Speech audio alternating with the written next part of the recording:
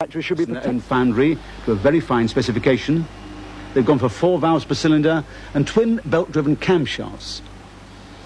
The result is pure magic. As for the body shell itself, well, they use a standard 3-door Sierra body shell with 3 or 4 significant changes. There's this very deep spoiler at the front end with an integral moulded bumper, grills in the bonnet cover to take away some of the engine compartment heat. We've got these extended wheel arches and door sill to take full width 10-inch racing rubber, and at the back end that remarkable wing extends fully 2 feet from the tailgate. Looks a bit over the top, I must say, but it's not just for dressing. It does a real job. It exerts 45 pounds worth of downward pressure when the car's travelling at speed. Inside, well, it looks rather smoother than most other top-of-the-range Sierras, and there are 3 or 4 other important additions. For example, you've got these racing-style Recaro seats with plenty of padding under the thighs to give you that extra sideways stability. There's a turbo boost gauge at the top of the rev counter, neatly hidden, I noticed, behind your left hand when it's on the steering wheel. What was the cubby is taken over by the comprehensive engine management system, looks after fuel-air ratios and sparking, and the turbo response. You've got this neatly leather-covered gear shift. What's important, of course, is what's on the other end of that lever. It's a heavy-duty 5-speed Borg-Warner gearbox to cope with the amount of power around, and there's certainly plenty of that.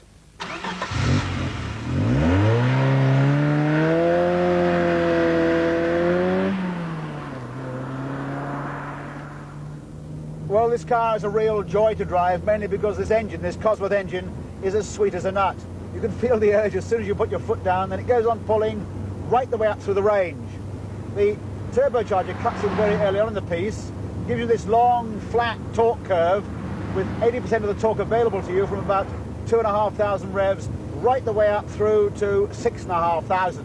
But here we are, for example, at 19, 95, 100, still pulling very strongly, very little wind noise with this slippery shape, very little engine noise. In fact, it feels far slower than it is. Even at the top speed of 150 miles an hour, the engine noise is really relatively low. That's the power. Apart from the power, I think the ride is exceptional. It's stiffened up, of course, to take the extra cornering forces, but still very firm but flexible.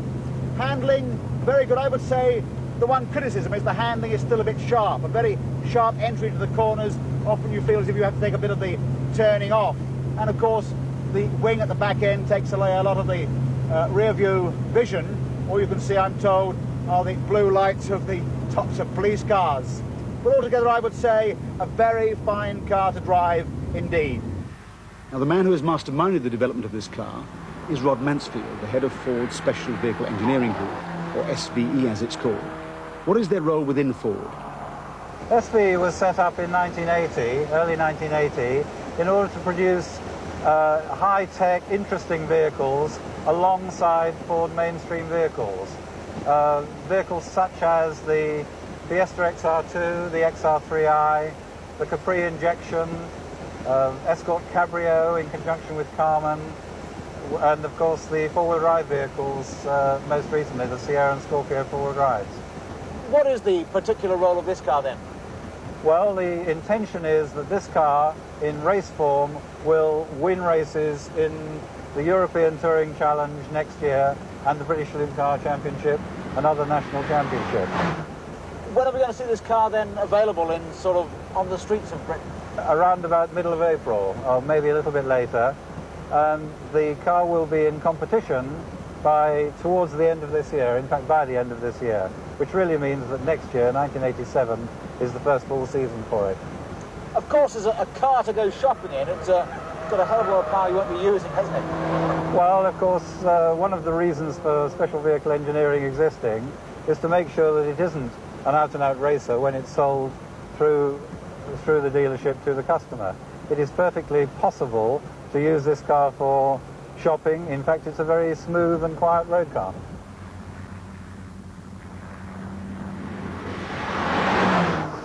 So to summarise, the RS Cosworth has a 1993cc engine, turbocharged with electronic fuel injection. For the fuel consumption figures, it ranges from 22.8 miles per gallon on the urban cycle up to 38.2 miles per gallon at 56 miles an hour. 0 to 60 is 6.5 seconds, maximum speed a good 150 miles an hour. The insurance group is like to be 7 the image for reliability.